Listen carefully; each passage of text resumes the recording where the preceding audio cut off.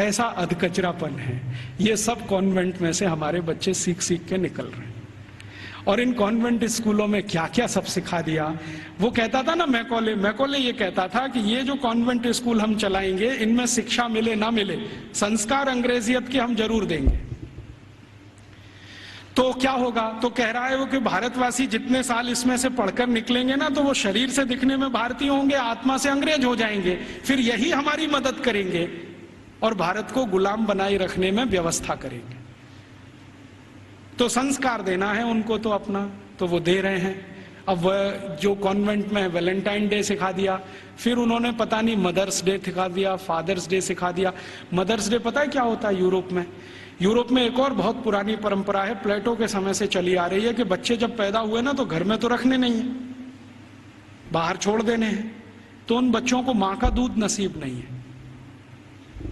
तो चर्च में जो होती है ना, सिस्टर्स होती है, वो अपना दूध उनको उपलब्ध कराती है। अब आप में से कई लोगों को यह प्रश्न होगा कि बायोलॉजिकली ये संभव कैसे है?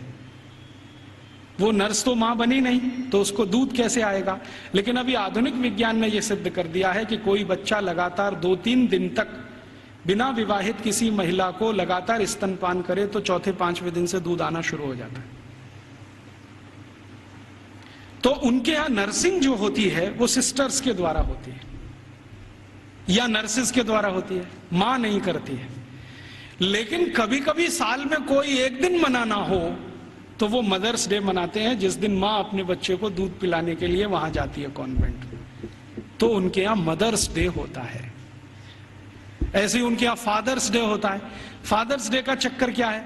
यूरोप के बच्चे वैसे तो घर में रहते नहीं, जो गलती से किसी ने रख लिए तो उनको अपने बाप के साथ खाना खाने का अधिकार नहीं है। डाइनिंग टेबल पर अपने बाप के साथ वो नहीं बैठ सकते। बाप अपने डाइनिंग टेबल पे खाना खाएगा दोस्तों के साथ, जब वो चला जाएगा खाना खा के तो बाद में बच्चे डाइनिंग टेबल पे बैठते हैं। लेकिन साल में कोई एक दिन वो फिक्स करते हैं जब बच्चे बाप के साथ बैठे डाइनिंग टेबल पर, उस दिन वो फादर्स डे मनाते हैं।